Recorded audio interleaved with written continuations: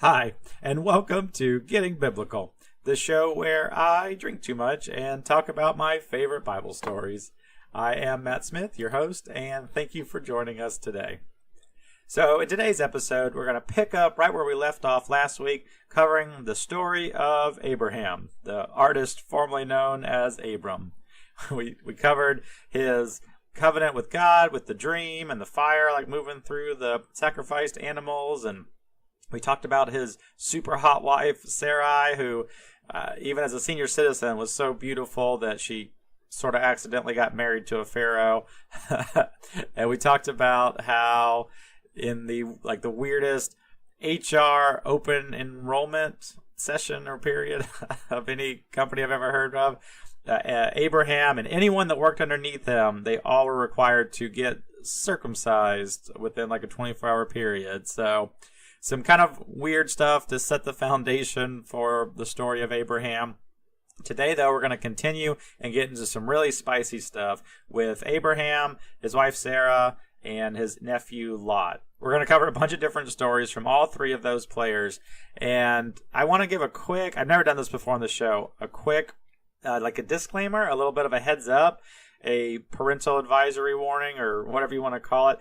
A trigger warning, like for real, like in all seriousness, this episode we are going to talk a lot about, maybe it's a little bit of a spoiler, but there's sex and some rape stuff and whatever, and so just as a heads up, just let you know what we're getting into. We'll try to keep it light and everything as much as we can with those topics, but they're the stories that are in there, and we have a duty to cover them. So just want to give you a fair warning before we get into it all. Anyway, but first thing is first, let's cover what I am drinking today. So for this episode, I decided to switch things up a bit and move away from the whiskey, the bourbon, scotch that I normally do on the show, or beer or wine that we've also done.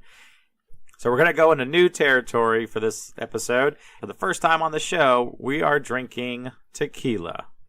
Now, tequila is a spirit that I always feel especially stressed out about when buying it, for a couple of reasons. One is because I don't buy it very often, and when I do, I want to make sure that I'm buying the right thing, the product that I want, because there's a lot of I don't want to say moving parts. There's a lot of things to keep track of when buying it. There's like 4 different terms of how old it is and everything that you have to kind of keep track of when you're thinking about what you're purchasing. I didn't have this problem when I was in my 20s and was just buying something to get messed up or whatever. But as I've gotten older and learned more about spirits in general and alcohol, and my goal is to get to the more sophisticated or to really appreciate the art behind these drinks and not just drink them to get messed up. And tequila has a bad rap because it's so often synonymous with getting super sloppy drunk or not remembering what happened or ending up naked when you maybe didn't want to originally, which could definitely be a bad thing. My buddy Zach, who's also a heavy drinker, normally of beer and whiskey, he claims that he has a 100% perfect track record of whenever he drinks tequila. Specifically, he wakes up in his living room without any pants on, which could maybe sometimes be a fine thing, like nothing wrong with that, except that he doesn't live alone. There are other human beings in this house, so it can lead to some awkwardness there. Maybe you've had similar situations or stories with tequila. I feel like they're fairly common. And it's a bad rap that I don't think is super fair, despite how often that may or may not happen to people. It's unfortunate because it actually has such a huge and a long history. It dates all the way back to the Aztec people, and there's a lot that goes into making tequila that I think doesn't get a lot of respect or the respect that it deserves. So I'm going to quickly go over kind of what I'm looking at, what the different terms mean, in case you have never purchased tequila before, or if you've been scared just like I have. I'm going to share with you the little bit of knowledge that I have and what the different bottles mean. So if you're not an expert, tequila actually has some strict regulations as far as what can be called tequila and what cannot. So in order for a liquid, for a bottle to have the word tequila on it, it must be from the blue agave plant, and it has to come from a specific region in Mexico. If the product doesn't live up to both of those standards, then it cannot be called tequila.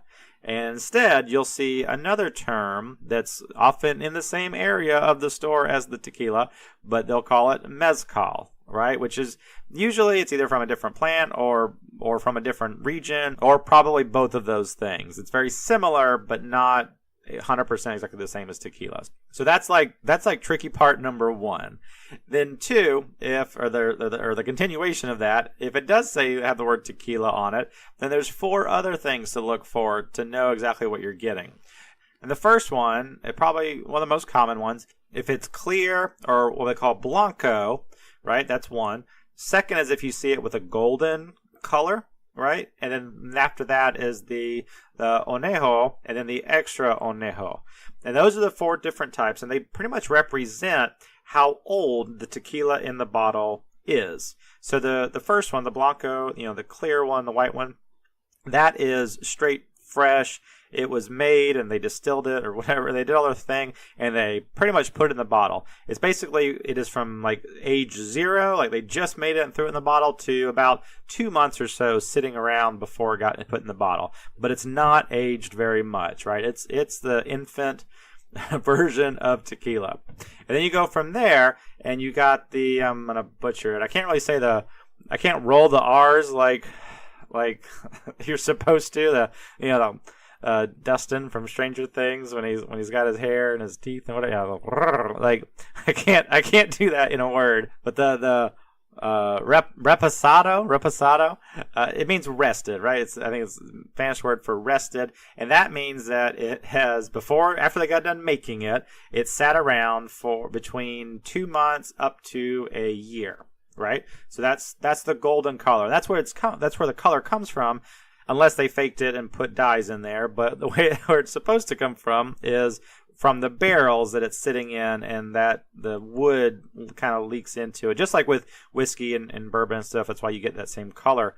The coloring comes from the wood barrels that it's in. So we've got that one, which is a little bit longer. And then from there, you've got the onejo, which is a product that's been rested, that's sat in barrels between 1 year to 3 years, and then the extra is where it's 3 years or older, like 3 to 10 or whatever. And that's kind of those. Of course, the longer it rests, longer it sits, the more expensive the product is going to be. That's just that common sense, just like with scotches and stuff like that. So. Now, personally, because I am a Scotch guy, whiskey guy, and I like to see that on my bottle. The first thing I ever drank on the show was Lagavulin 16, which means that the product sat in a barrel for 16 years before they put it into a bottle and then sold it to my friends who bought it for me for my birthday, and then I drank it. So that is impressive in that number. And what else have I talked about on the show? Glenlivet 12 or whatever else it might be. Those numbers are all impressive to me, and that's usually what I like. And I have to remind myself that tequila, even with the infant one, even with the blanco, the clear one, even the one that they just made and popped in the bottle, actually takes about 8 years for that whole process to happen, for the blue agave plant to mature and to get to a point where they can process it and make tequila out of it. It takes about from like seed or whatever to product. It takes about 8 years, which is pretty impressive all by itself. And I don't think that it gets enough credit for the amount of work and effort that it takes to make it. And then, of course, if you age it from there, it's just going to get even better over time. But it's a big process. It has so much history, and I don't know, I like to give it a little more respect than what it gets. And I tried to.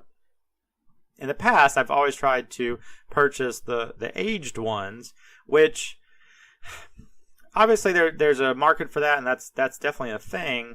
My kind of issue is I feel a little bit bad about trying to make the tequila succumb to the things that I respect about whiskey, right? I'm trying to force the tequila to be a whiskey when it's not. It's actually it's very different. It's a tequila. And so I'm trying to be better about just like appreciating tequila for what it is and doing it that way. So for this one, I actually had I put it up on Instagram. I've had this for a little while. My sister's boyfriend gave me a little while ago a bottle of Patron, and it was just the regular, that's the silver, the Blanco one. I put that into a decanter that I had that was given to me, I think for my birthday, or maybe it was Hanukkah, I can't remember, about a year and a half ago or so, from my best friends. It's actually the shape of a stormtrooper helmet. And the Patron bottle is pretty cool. I love their I love their design, but like, come on, it's a stormtrooper, so I had to put it in there. There's a picture of it up, like I said, on Instagram. I'm super proud of it. Love it a lot, and it just looks so cool on my shelves. So in my journey to try and appreciate tequila more and drink it more for what it is, not just as a vehicle to get clothes off or whatever it might be, been trying to appreciate it, and I'm not 100% there yet. I'll be honest, I'm still trying. So I'm enjoying this Patron. I'm doing it the old college, the old classic way, with salt, tequila, and then lime, which is the order of how it goes. By the way, you lick the salt, you drink the shot, and then you suck on the lime as a chaser. And I know it gets a little bit confusing sometimes which order. I've seen college-aged people do it all kinds of different ways, but that's the official order in case you were wondering. So anyway, that's a whole lot to talk about, all that stuff. Let's get back to the Bible stuff. Let's get back to Abraham. So we pick up on this part of Abraham's story in Genesis chapter 18, and it's pretty damn close to where we left off last time, but we don't even really miss a beat. We heard a promise that Sarah would have a baby in a year from there, and then everyone got circumcised, and that's where we stopped. So we're just a little bit after that, all that happened, and I don't know if he's still recuperating or if we're far enough past that his circumcision is healed and everything. But Abraham is sitting in his tent one day, he's just watching Sports Center, and he looks out the window just by chance, and he sees three men approaching his camp, his tent and everything, like kind of in the distance. And when he sees them, now remember, he's very rich. He's got tons of flocks and people that work for him and whatever, right? So he's like kind of a big deal. But when he sees them, he immediately jumps up and runs out of the tent. And when he gets to them, he bows down to these three guys. And as he's sitting there and he's bowing down to these three guys, he starts begging them to stick around and to stay for a spell, right? And he offers them drinks and food and just says, please rest up and stay here. And they agree. And he starts getting to work, like butchering a calf and, like creating a big, grand feast, and tells his wife Sarah to make some fresh bread and all that kind of stuff. And I don't quite know what the deal was, what these, like I don't think their appearance-wise, like what triggered Abraham to go all hostess with the mostess, like mode. Maybe he just did this for everyone all the time, and this wasn't like unusual for him at all. He just loved having company and hosting parties. I'm not sure. I think, though, that Abraham recognized that these guys were something special and that they deserved his extra attention like that. But it's interesting because usually when there are passages about like angels or whatever, it usually like kind of hints at that in the Bible. Like it usually like uses wording to let you know that, hey, they're angels or there's something special. And it doesn't say that for these guys at the beginning here. It just says, and there were three guys. And so it's a little bit kind of weird. But so Abraham prepares the feast, and they're chilling and they're eating and everything. And the guys go to Abraham. They look at Abraham. They go, hey, Abraham, where's your wife, Sarah? And he says, oh, she's right over there in the tent. And they're like, oh, cool, whatever. And he's like, just a heads up. Thanks for the food and everything. We just want to let you know that in a year from now, we're going to swing back by here because we really want to see your newborn son because he'll be born at that time. Like they're already making plans, like you got to see the baby. Like they're already planning for that a year from now. And this is, shortly after like the whole circumcision thing and whatever. And like they're still like, they're not pregnant. They're not like expecting, like they have belief that God's going to do it, but they're not fully like, she's not pregnant yet. And Sarah hears them talking. She's eavesdropping, from like the doorway of the tent or something like that. I don't know. And while she eavesdrops them, she just starts like kind of like shaking her head, and she's like this nonsense again. Like, and you gotta like realize like she is what like in her 80s or coming up on 90. If he's 99, she's 89. Like, she is way past, like, menopause. Like, there's no way that she should be having children. And so she listens and she hears what they're talking about. Like, oh, we're going to come back in a year when your baby's born. And she laughs to herself. She's like, y'all crazy. Like, there's no way that's happening. Like, we're past all this. But the tone of the passage, like, immediately changes when this happens, because they, like, this, again, I was talking about how they were just like, oh, these three guys or whatever. But when she laughs right after they said all that, it switches over, and it's all like, all of a sudden, one of the three guys is like, paraphrasing, like, surprise, you thought I was just some man, but it was me, Dio, like, God himself. And he goes to Abraham. He's like, yo, WTF, Abraham? Why did Sarah just laugh? And he says, is anything too hard for me, God? And Sarah gets like all scared and kind of like comes out. And she's like, what? Like, you tripping. I did not laugh. And God was like, yeah, you sure did. You sure did. But he let it go. He didn't like make a big deal about it. He wanted her to know that he knew, right? So kind of put her in place a little bit. Like, you know, not only is he God and he can make you have a baby, but he's also has amazing hearing. So he knows when you're laughing when you shouldn't be. So then the men all get up and they're like, thank you for having us. And they start heading on their way. And then Abraham like sees them out. He's walking with them for a little bit.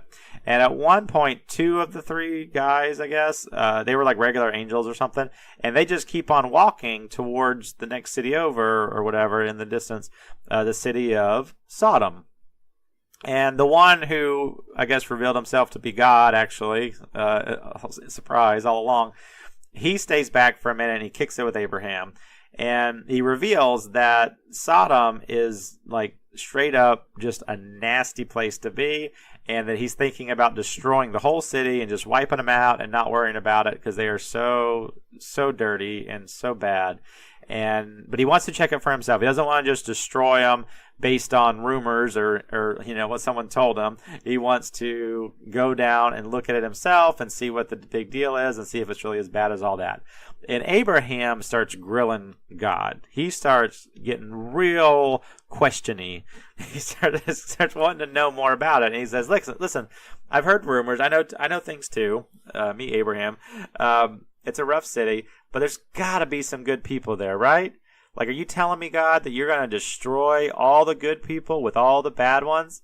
That doesn't seem super fair. Like, what if, God, like, what if you find 50 good people there? Will you still just destroy everything? Will you wipe everything out? And God says, no, if I can find 50 good people, if there are 50 good people, I will not destroy it. And Abraham's like, cool. What about 45 good people? He's just straight up haggling. God says, I will spare it for 45 good people. I will not destroy the whole city. Abraham's like, cool, awesome. So great. How about 40? Will you spare them all for 40? God says, I will spare them for 40 people. Abraham says, okay, listen, don't be mad. I know I'm pushing my luck. How about 30? If you find 30 good people, are you still going to wipe them all out? And God says, I will let them live for 30 people. 30 good people. Abraham's like, how about 20?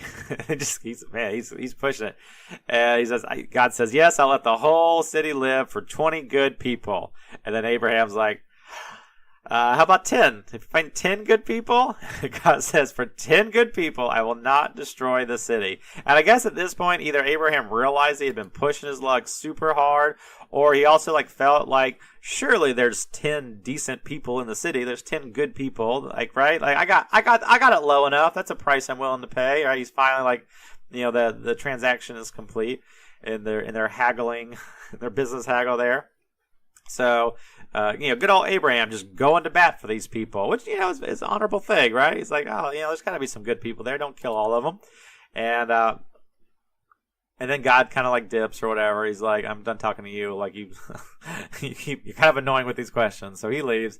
And then the two angels make their way to Sodom. and Lot. Remember Lot, Abraham's nephew that they had split up because they had the turf wars and stuff because they had too many sheep. They were both super rich and everything. And Lot had selfishly chosen what he thought was the best area over near Sodom. All right, that's the way that he went, and then Abraham went the opposite direction so they could split ways.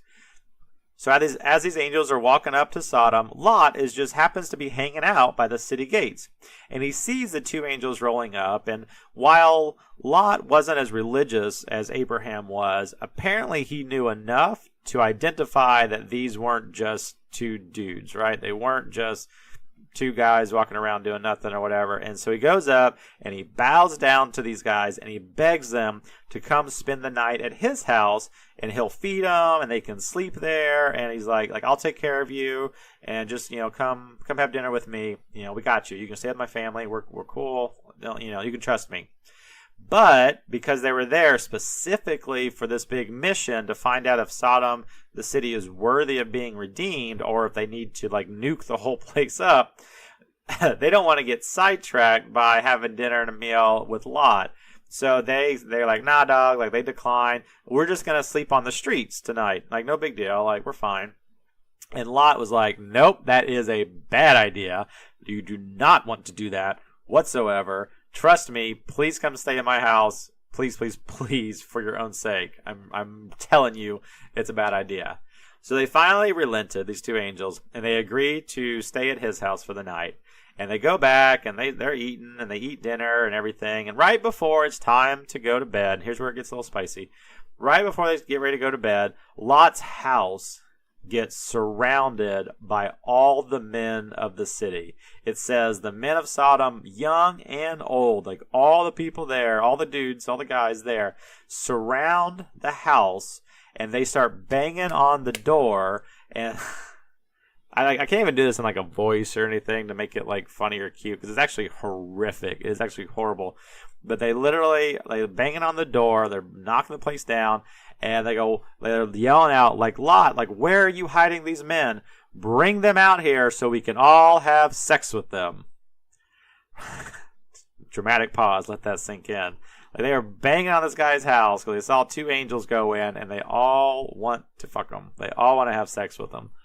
And you're probably at this point starting to get the idea of why God is thinking about destroying the city. It's the whole city is just one big prison rape city. It's just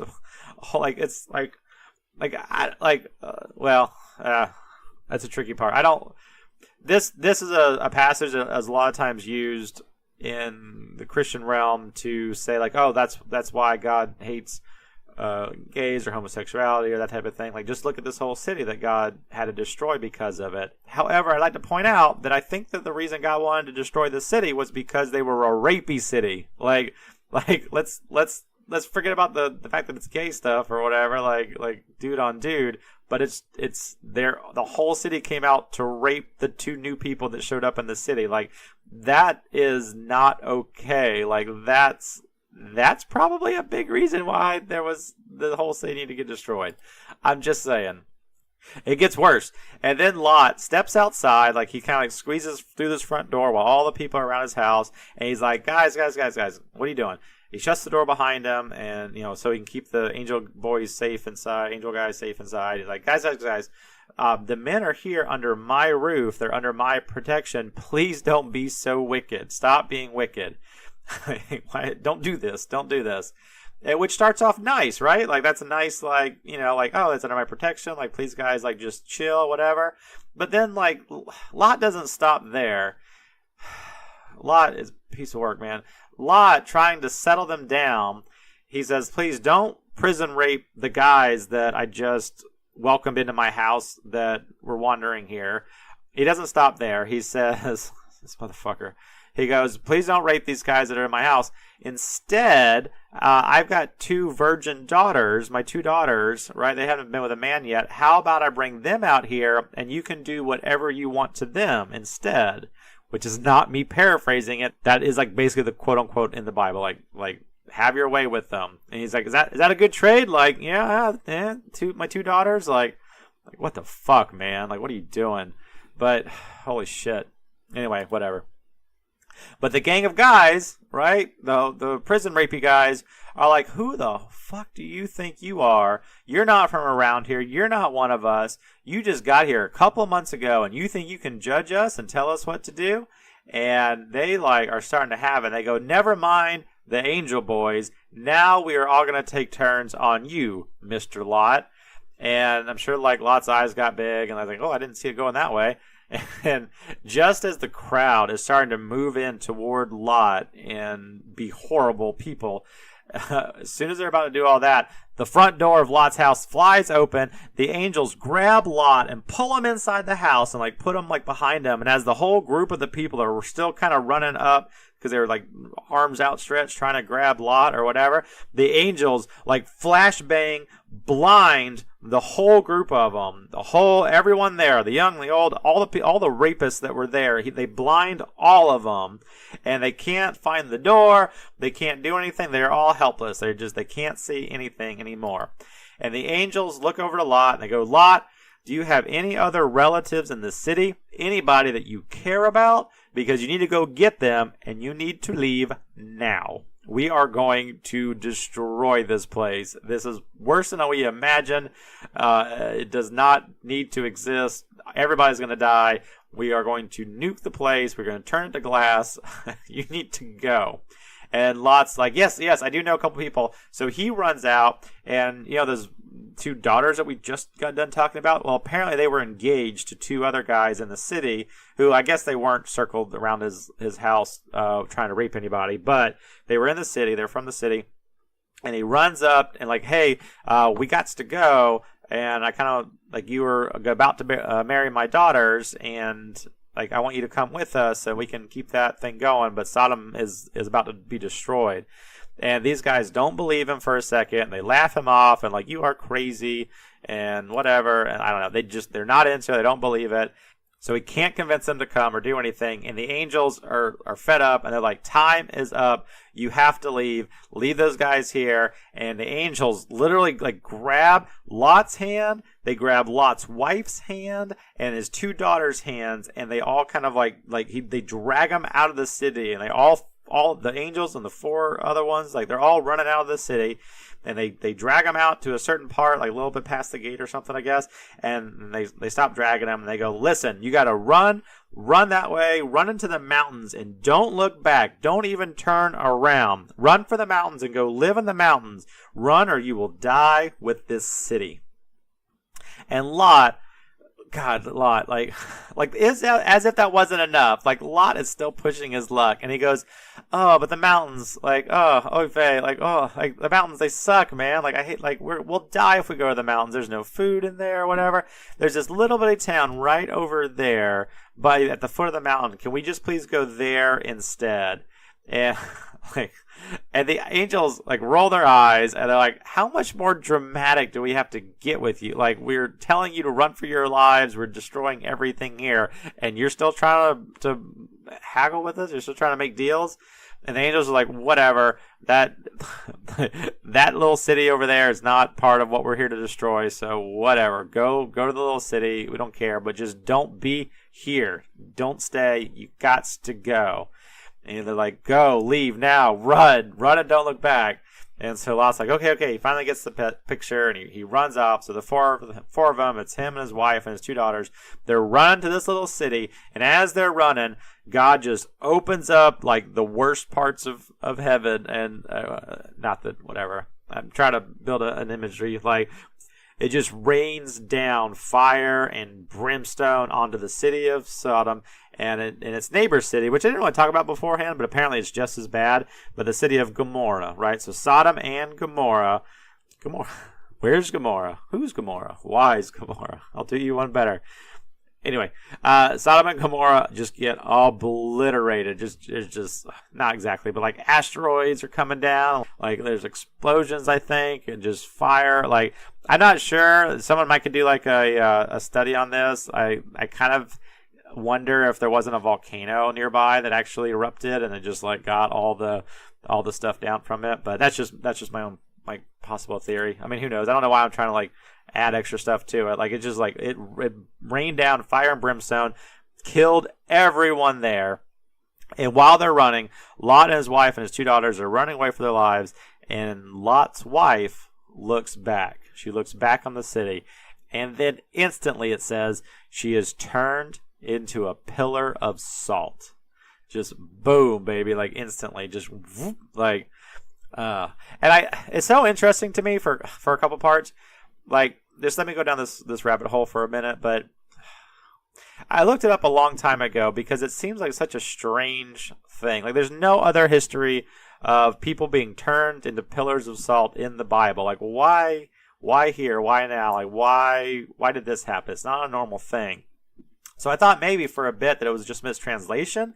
Like, maybe they meant she got hit by one of the fiery brimstone, like, smoldering rocks or something and got turned into ash or maybe dust or something like that. Like Mr. Stark, I don't feel so good. Something along those lines, right? The Thanos snap. Like, maybe she just got, like, turned to ash or whatever. But in the Hebrew, for all this stuff, like, there are words for dust and ash, and it's not that. It specifically talks about salt there. So it's very, very interesting.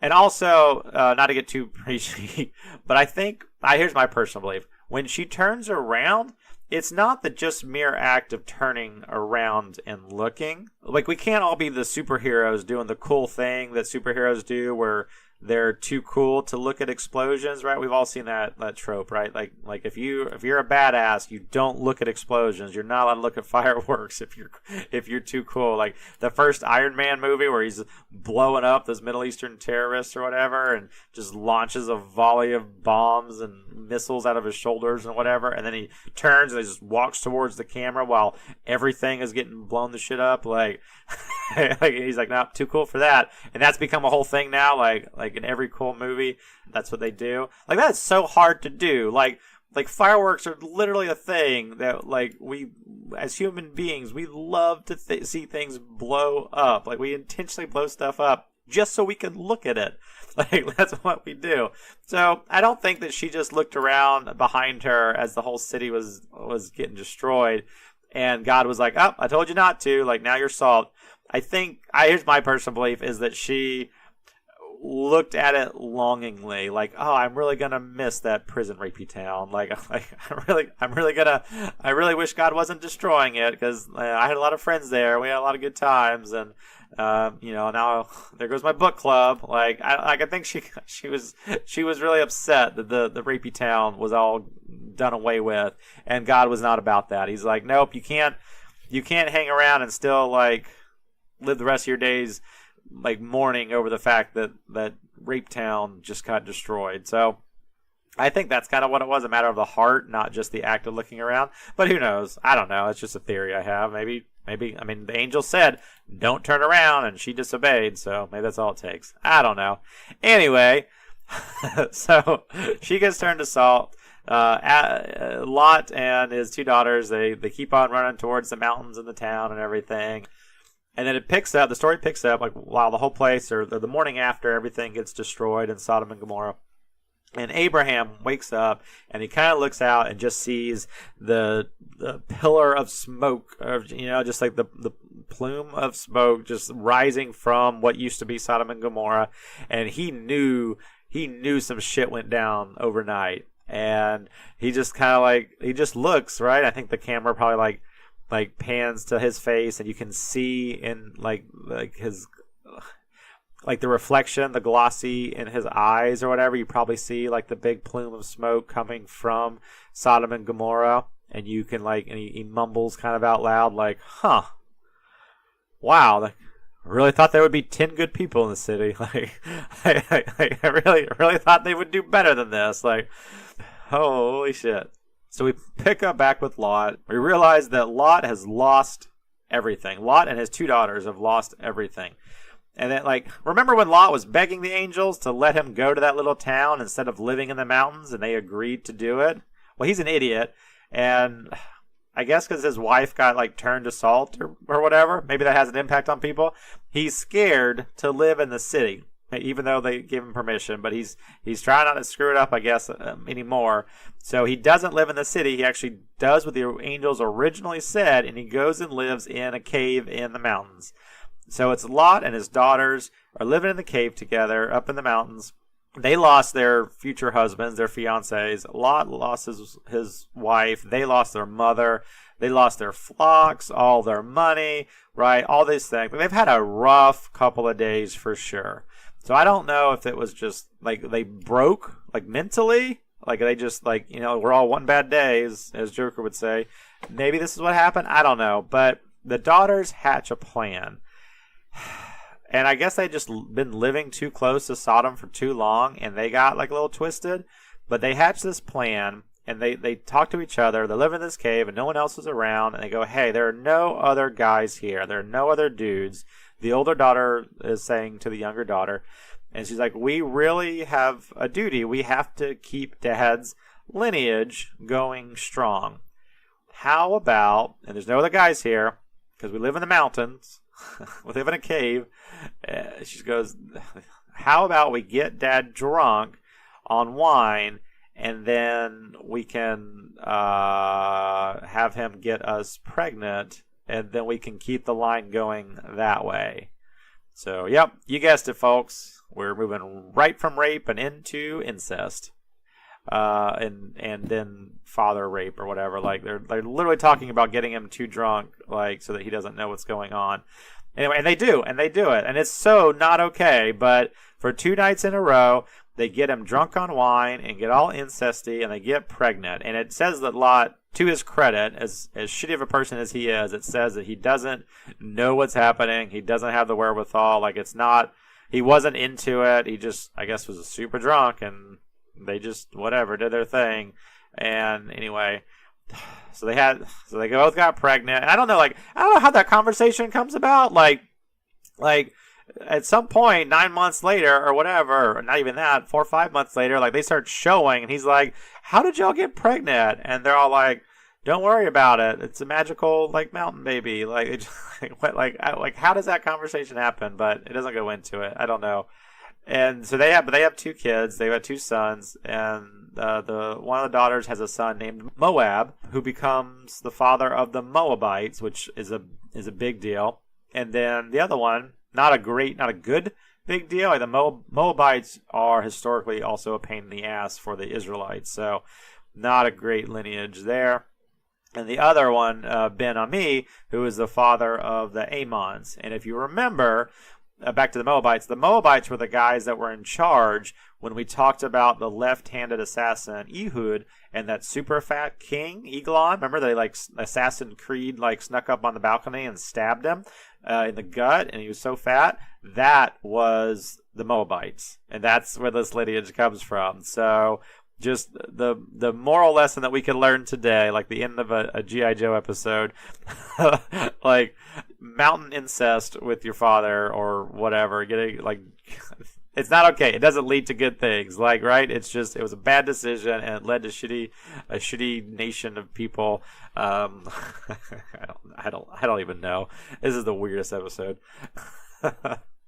But it all still connects though. It all loops back in together, and it all roots back into this incest cave. And shake my head. I don't even know. So anyway, back to Abraham. Abraham moves on and moves to a place called Gerar. And Abraham. Okay, we just covered a bunch of wacky, crazy, horrible things that just happened to and with Lot, right? Just back to back, just blowing the stories out of the park, right? And then Abraham, we're going to tone it down a lot, right? It's going to get a bit more mild. But Abraham, my guy, man, he's a nice guy. He really is, right? He cared about the people in Sodom, like he was rooting for them and all that. But he just doesn't learn. So he's in Gerar, and he goes around again because he's all still worried. And now she's 99 or he's 99. She's 89 years old, right? So it's now been another 20 or 30 years since the first time this happened. And you know where I'm going. He gets scared again because she's so beautiful, and he's sure that they're gonna kill him and take his wife for their own. So they just start sprouting out again that oh, this is my sister. Nice to meet you. My name's Abraham. This is my sister, Sarah. Whatever, no big deal. And the king of Gerar, this guy named Abimelech, he takes Sarah as his wife. Again, we got to give it up to Sarah, 90 years old now, and she's still like turning kings, pharaohs' heads, and she's getting scooped up to be their wife. Like, give credit where credit is due. Like, good for you, girl. Keeping it tight, keeping it together. But then God comes to Abimelech right after he marries her. Comes to Abimelech in a dream and tells him that he is a dead man for taking another man's wife, like a big no-no. And Abimelech is like, what the fuck? And rightfully so. But he's like, what are you talking about, God? What are you doing? And then God keeps talking to him in the dream, and he's like, and they kind of argue, Abimelech is going to bat for himself, like he is a self-appointed lawyer and trying to get himself out of this whole mess. And he says, listen, I didn't know that was his wife.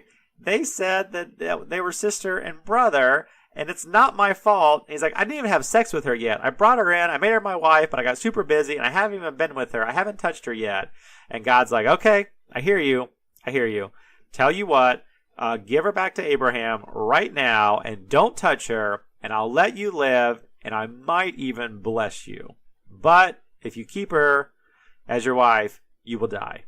And Abimelech wakes up from this dream that he talked to God, and he's like, early next morning, he grabs a bunch of cattle and servants and slaves and whatever, and he gives them all as presents to Abraham along back, with his wife. The wife was on top of the whole pile of cattle and presents and things. But he's like, here's your wife back. Here's a bunch of other goodies and things. You just what are you trying to do to me right now?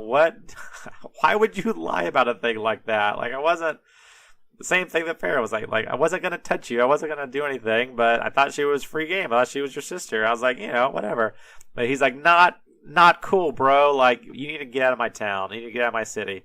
And yet again, Abraham makes a shit ton of money and goods from telling people that his wife is his sister. It just doesn't make any sense. But anyway.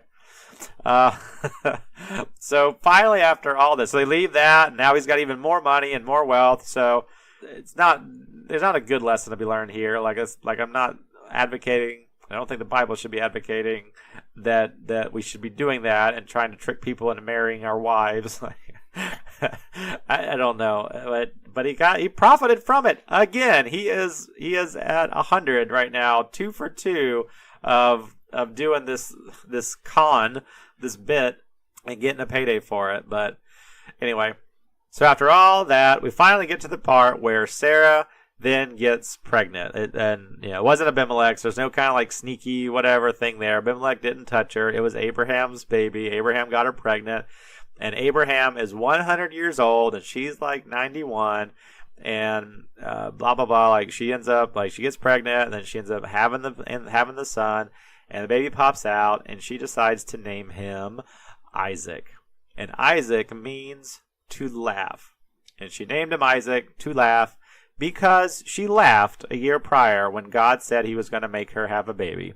And that's where he got his name. And it's a sweet little nice ending part to the whole story that started out with a bunch of rape and incest and everything. So it's a whirlwind, a roller coaster of emotions, the story of Abraham and Lot, and yeah, all that stuff. So not super fun, all of it, but super interesting. And that was why I drank the tequila, because I had licked the salt and then drank the tequila and then sucked on the lime. The salt ties into Lot's wife being turned into a pillar of salt. So kind of a weird, creepy tie-in.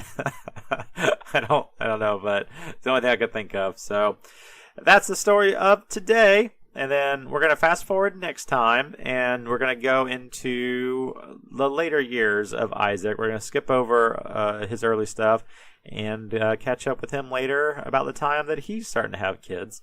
And we're going to take the lineage from there. So that's the plan. Thank you guys for joining us today. I as always, I hope that you had fun. I know it was kind of a weird episode going over some things, but that's what we do here when I drink too much and talk about my favorite Bible stories. So if you haven't already, check us out on Instagram at Getting Biblical.